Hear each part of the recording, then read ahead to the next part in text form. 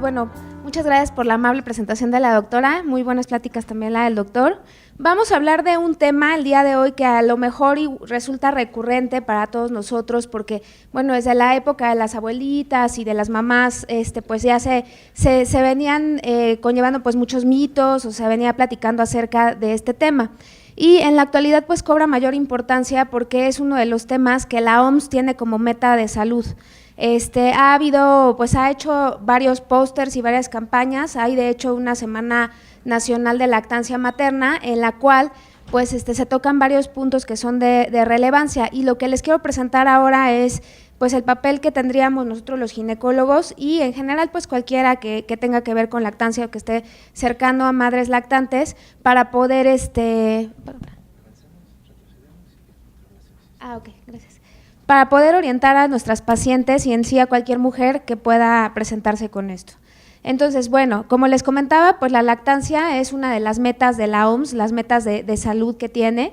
La meta que tiene es que en el 75% de los casos las mujeres lacten en el puerperio inmediato, obviamente entre más pues mejor, a los 6 meses al menos el 50% y a los 12 meses al menos el 25%.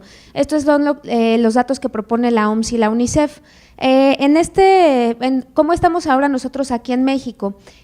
Se hizo una encuesta nacional de nutrición en Sanud en el 2012, en el cual se midieron estos índices para ver qué tanto estábamos cumpliendo con estas metas, y vemos que realmente pues estamos muy por debajo de las metas que propone la OMS. Esto es a los 6 meses. Y pues vemos que a nivel urbano está en aproximadamente un 12%, a nivel rural un 18%, en comparación con años pasados bajó bastante lo que es la lactancia a nivel rural, y a nivel total alrededor de un 15%, entonces estamos pues completamente por abajo de las metas que propone la OMS del 50% a los 6 meses. Esto pues bueno, se ha visto que estas metas pues no están basadas así a lo que ellos creen, sino ya hay estudios muy sólidos en los cuales pues se ha verificado por qué es beneficioso dar esta lactancia a los 6 meses. Se hizo un estudio, la Cochrane, no sé si están familiarizados con estas bases de datos, pero son revisores que pues tienen bastante experiencia en los temas y escogen los artículos que pues más apegados están a las normativas internacionales, y se vio que pues tenían, la pregunta de investigación era elegir entre los beneficios de la lactancia y la supuesta insuficiencia nutricional que les podría causar el hecho de tener lactancia exclusiva, y se vio que realmente pues incluyeron 22 estudios, 11 estudios, ensayos clínicos aleatorizados y 11 cortes. Estos estudios pues fueron basados en población rural y población urbana, o sea, de población de Nigeria, población de Honduras y población también de Alemania, de otros países, no nada más de países desarrollados, sino también que tienen pobreza y que las madres, por lo tanto, se sospecharía que están desnutridas. No hubo diferencias ni en el peso ni en la talla que alcanzaron estos recién nacidos alimentados únicamente con leche materna contra las que les suplementaron o les dieron otro tipo de alimentación. Y la amenorrea por lactancia, es decir, las madres no menstruaban durante esta etapa de lactancia exclusiva, lo cual pues tiene efectos anticonceptivos benéficos que todos conocemos. También hubo menos infecciones gastrointestinales, y se presenta en un nose radio ajustado. ¿Ajustado a qué? Ajustado a la edad de las pacientes, ajustado a la condición nutricional, ajustado a las infecciones, etcétera, y se vio que había menos infecciones gastrointestinales en los recién nacidos que consumían lactancia exclusiva en comparación con los que les daban otro tipo de alimentación. Entonces, bueno, ¿cómo están las tendencias actuales en lactancia? Alrededor de la década de 1900 el 70% de las madres lactaban, pero hubo un fenómeno social que fue la revolución feminista y todo esto de los derechos de las mujeres, en el cual pues la lactancia bajó hasta el 22% en 1970. Entonces sí hubo un cambio muy drástico en esto, y es la época en que las abuelas de nosotros o las madres incluso y los médicos estaban formados en una época donde pues lactar no era la moda, ¿no? Entonces realmente estos cambios pues han afectado bastante al inicio de la lactancia. Actualmente 77% la inician, pero vemos cómo debido a la encuesta nacional de nutrición pues no la mantienen, solo la inician pero no la mantienen. Entonces, la decisión de amamantar, ¿cuándo se lleva a cabo? El 50% de las mujeres se ha visto que lo deciden lactar antes del embarazo, o sea, son mujeres que ya tienen la idea de que cuando se embaracen van a lactar.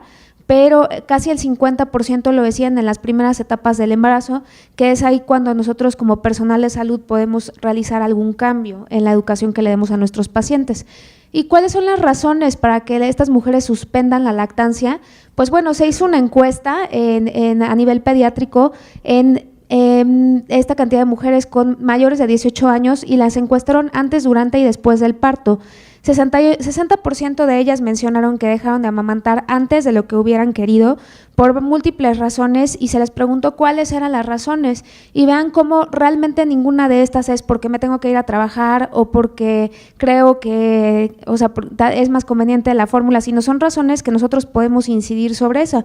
Mi bebé no succiona, mis pezones o están agrietados, el amamantar es doloroso. Un médico me dijo que mi bebé no ganaría el peso adecuado y realmente quizás la única que fuera es que tuvo que tomar medicamentos y pues algunos medicamentos sabemos que se pueden ajustar o se pueden cambiar para que la mujer pueda lactar. Entonces, realmente todas son razones que nosotros podemos pues manejar en nuestras pacientes, no son razones que no podamos incidir sobre ellas. Eso es a nivel como de Estados Unidos, pero ¿qué pasa a nivel de México? También se hizo un estudio derivado de la ENSANUT, lo hizo la doctora González de Cosío en el 2013, en el cual entrevistó a 269 madres de 12 a 49 años con hijos menores a 24 meses. Y estas son las razones, son prácticamente las mismas: no tuve leche, el bebé no se llena, mi leche no sirve. La madre enferma aquí no nada más eran cuestiones, contraindicaciones para la lactancia, sino también el dolor postparto, dolor postquirúrgico y otro tipo de circunstancias que lo englobaron como madre enferma. El bebé no quiso, díganme por favor qué bebé no va a querer tomar leche materna, eso pues no, es una apreciación que tiene la madre nada más, pero realmente el bebé pues siempre va a querer, ¿no? No me gustó o el bebé está enfermo. Sabemos que la gran mayoría de las enfermedades de los bebés pues no son contraindicación para la lactancia, de no ser pues la galactosemia o algunas otras muy específicas, pero no son contraindicación para la lactancia. Y pues otros, y entre otros estaba incluso mi bebé es alérgico a la leche materna, lo cual pues no puede ser tampoco, ¿no? Entonces, ¿qué recomiendan las organizaciones de salud actual? La ACOG, la American College of Obstetrics and Gynecologists, recomienda que al menos haya 6 meses de lactancia exclusiva. La American Academy of Pediatrics continúa la lactancia por 1 año o más en base a las preferencias de madre e hijo, y la OMS recomienda, como les comenté al inicio de la plática, lactancia exclusiva de 6 meses en 75%, o sea, por lo menos en 75% de los recién nacidos. Obviamente lo ideal sería llegar al 100%, pero al menos propone un 75% la OMS. Y bueno, para conocer un poco qué maniobras podemos ejercer nosotros como médicos o personal de salud, pues les voy a hablar muy poco de la fisiología de la lactancia.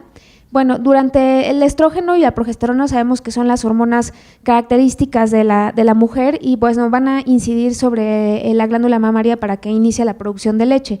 El estrógeno va a producir el crecimiento ductal, la progesterona el crecimiento de los alvéolos, y durante el embarazo sabemos que hay niveles elevados de progesterona y estos niveles elevados de progesterona son los que van a inhibir que salga la leche durante la lactancia.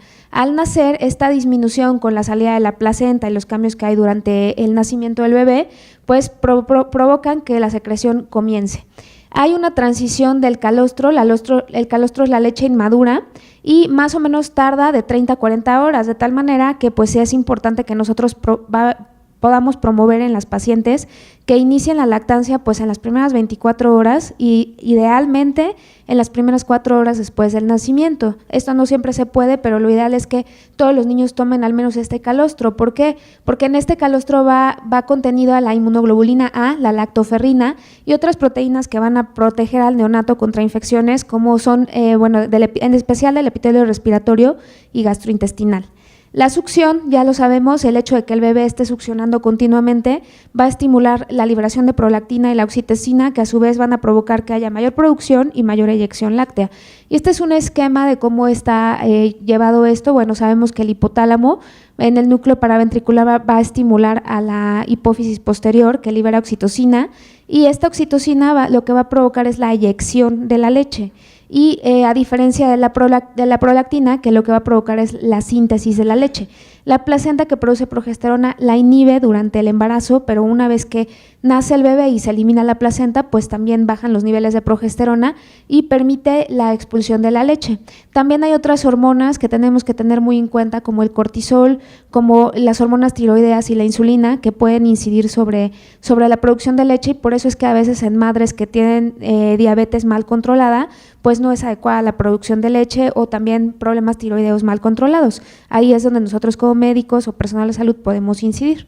Y bueno, primero en cuanto a la lactancia hay 3 pasos importantes. Uno es la bajada de la leche, que está mediada por oxitocina, y esta es muy importante, está activada por sonidos, vista y olfato. De ahí la importancia de que nosotros promovamos que el recién nacido esté en contacto directo con la madre en lo más pronto que se pueda, para no inhibir esta bajada de la leche, y es inhibida por dolor y estrés. También igualmente promover que nuestras pacientes no tengan dolor postquirúrgico y no se encuentren en un medio estresante para ellas. Después viene el enganche, que consiste en que el recién nacido tome el complejo areola-pezón hasta la unión con el paladar blando, como muestra la figura, es decir, que toda la boca del recién nacido cubra por completo el complejo areola-pezón, para que se pueda enganchar. Muchos de los problemas de la lactancia tienen que ver con esta maniobra. Y el movimiento de la leche, que bueno, la leche contiene un factor inhibidor de la lactancia, en la cual pues si no se extrae de manera continua esta leche, pues va a disminuir la producción local de leche y pues va a hacer que cada vez haya menos leche.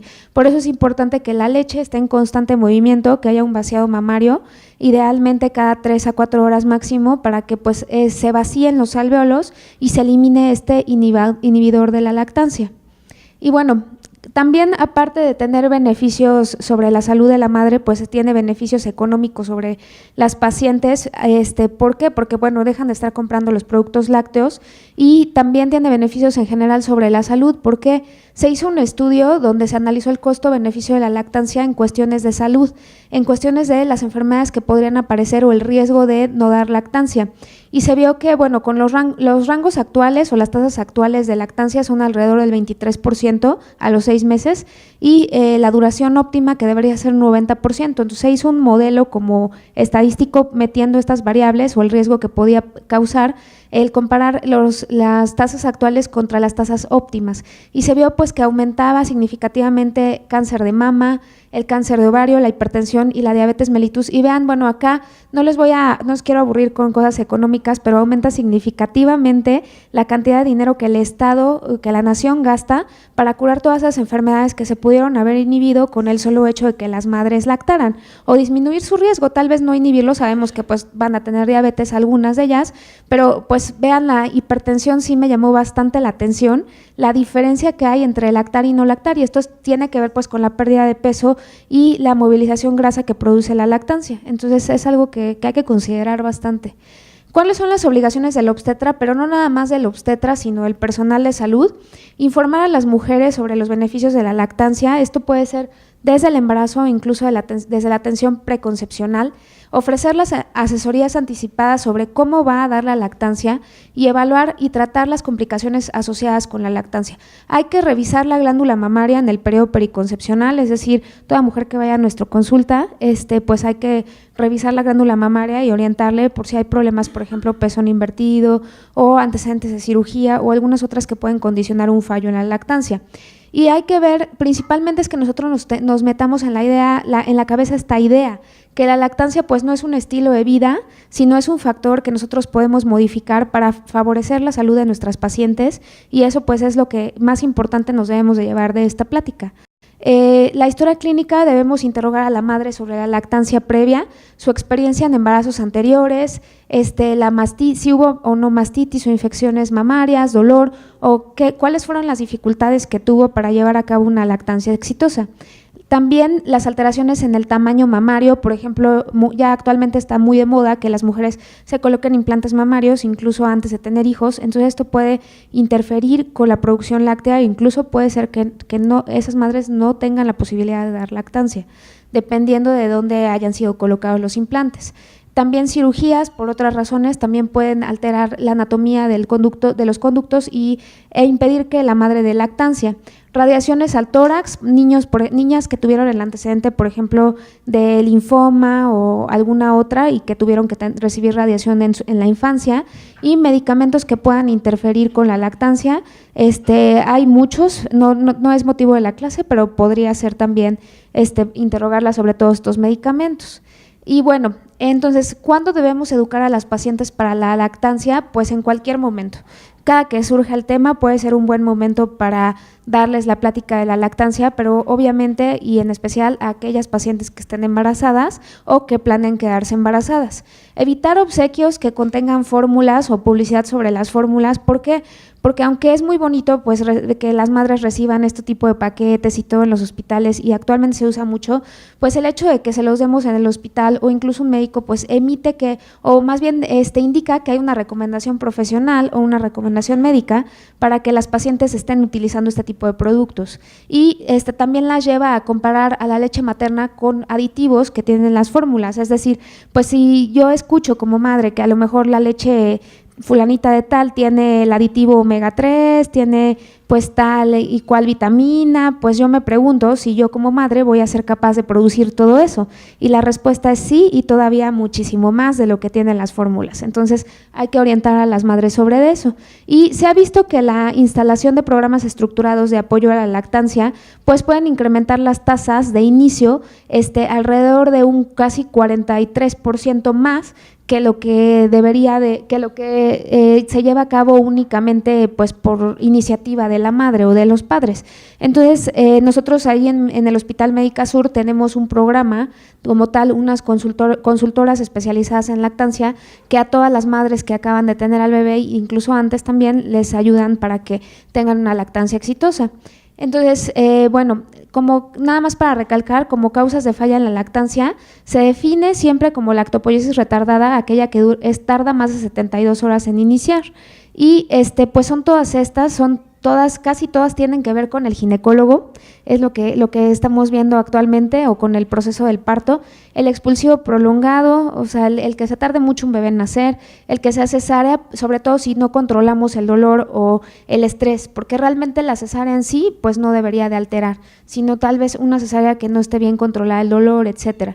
La obesidad, pezones aplanados o pezones invertidos, cosa que pudimos detectar desde antes de que naciera el bebé y poder incidir desde antes, un peso de un recién nacido mayor a 3.600 gramos, un prematuro tardío o un embarazo de término temprano, esto le llamamos el que tiene entre 37 y 38 semanas, y la diabetes durante el embarazo, porque ya vimos que la insulina también se relaciona con la producción láctea, igual por eso la obesidad, hiperinsulinemia, y por eso también el peso del bebé, que también se correlaciona con niveles elevados de insulina. Entonces es esto.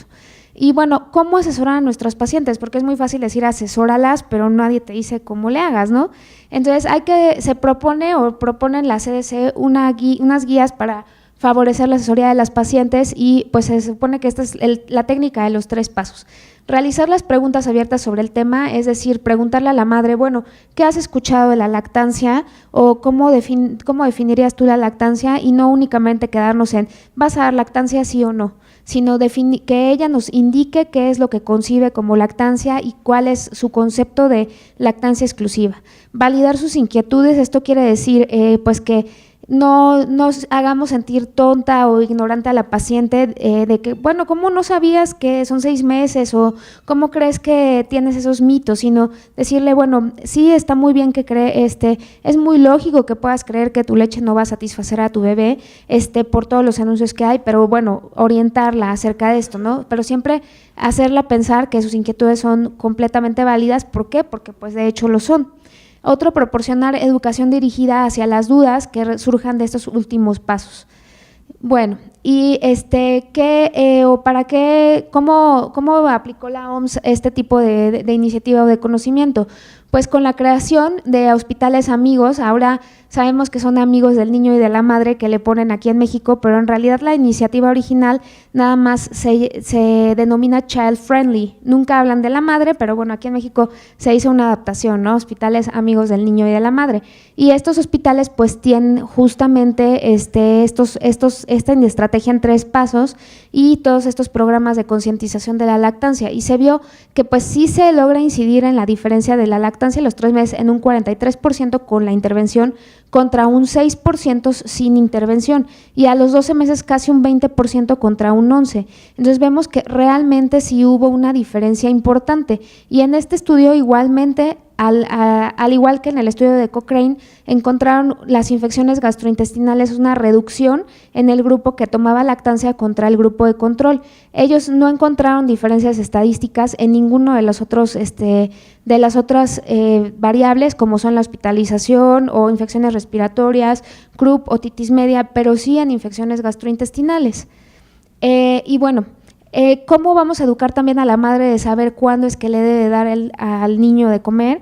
Pues bueno, educarlo con que se dé cuenta de las reacciones que tiene el bebé cuando tiene hambre, que es la flexión de los brazos, cómo está este bebé, chupar sus extremidades y obviamente el llanto. Y cuando está satisfecho pues se relaja y cierra los ojos y está pues generalmente se duerme, pero puede también estar en un estado como más tranquilo, y educarla sobre la frecuencia normal de la lactancia, que es alrededor de cada 2 a 3 horas, porque eso también pasa muy frecuentemente, que piensan las madres que la leche es insuficiente porque pues a cada rato quiere comer y obviamente pues no se llena, ¿no? Y no se trata de eso, sino de que el estómago del recién nacido pues es muy pequeño y pues sí se llena, pero no se vacía así rápidamente también como se llena. Por último, pues bueno, viene la estrategia de los 10 pasos, que son los que propone la OMS y la UNICEF para pues nosotros como personal de salud. Estos son los pasos que nosotros deberíamos de seguir con nuestras pacientes para fomentar la lactancia. Es mantener una política escrita que todo el hospital o todo el personal sanitario conozca, tanto médicos, enfermeras, el personal administrativo. Esta debería ser una política escrita. Otro es entrenar a todo el personal pertinente para que brinde orientación sobre la lactancia, informar a la mujer embarazada y también yo agregaría aquí a la pareja sobre los beneficios que puede tener la lactancia, enseñar a las mujeres a amamantar y las técnicas que deben de tener para favorecer que se mantenga esta lactancia, es decir, el tiempo, el agarre del pezón, todo esto, y favorecer que las mujeres lacten a los 30 minutos después del nacimiento. Esto a veces resulta un poco complicado, sobre todo si se trata de una cesárea, pero pues aunque esté la paciente operándose, pues puede por lo menos favorecerse el acercamiento, tal vez no la lactancia en ese momento, pero sí el acercamiento, y definitivamente en las primeras 3 horas, siempre y cuando no haya una complicación materna que lo impida, se puede hacer. La otra es dar a los recién nacidos leche materna exclusiva, a menos que médicamente no esté indicado. Como les comenté, en los casos de galactosemia pues no es posible, pero pues estas son enfermedades realmente infrecuentes, ¿no? La mayoría de los bebés pues pueden tomar leche materna sin ningún problema. Facilitar la habitación conjunta, favorecer la libre demanda, es decir, cuando el recién nacido quiera, favorecer la succión al no indicar chupones o tetillas artificiales, y referir a las madres a grupos de apoyo, hay grupos de apoyo entre las mismas madres, y cuando no estén disponibles, pues favorecer a que se ligue, a que se haga uno en el hospital o en el medio donde nos encontremos. Actualmente ya hay muchísimas grupos de apoyo y lugares a donde podemos acercarnos para favorecer este proceso. Existen las consultoras internacionales certificadas, en Médica Sur tenemos 2, y pues todas ellas son las expertas en cuanto a las técnicas y cómo dar la lactancia, cómo ayudar a la madre a dar la lactancia. Otra es la Liga de la Leche, que pues es un organismo internacional que ya está perfectamente validado y avalado por varias instituciones como la COG, como las que vimos anteriormente, y ayuda a las madres y al personal de salud a empaparse de estos temas de la lactancia, y otros son los grupos de apoyo que les mencioné. Y pues bueno, estos son los pósters que les comento que la OMS pues tiene muy presente este tema, es uno de sus principales puntos de cambio en el mundo, y pues ha hecho pósters donde pues lo que podemos hacer todos, ¿no? Desde personal de salud, la madre, en el lugar de trabajo, los amigos, el padre, como para favorecer que todos los niños se vayan con la lactancia, al menos durante los primeros 6 meses. Eso es todo.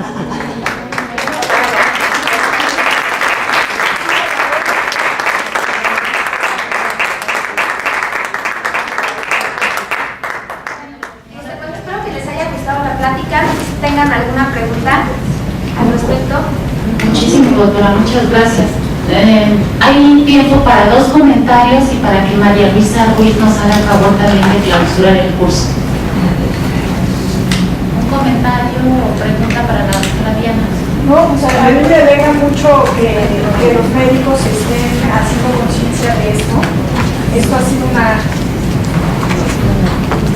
Esto ha sido un esfuerzo que al menos desde la educación prenatal se ha hecho por muchísimos años y que no siempre teníamos de aliados al personal de salud. Es una gran satisfacción ver que la ciencia está de nuestro lado, que todos juntos estamos viendo que la lactancia es beneficiosa porque las pacientes siguen al médico. Entonces, pues yo te felicito y te agradezco tu ponencia.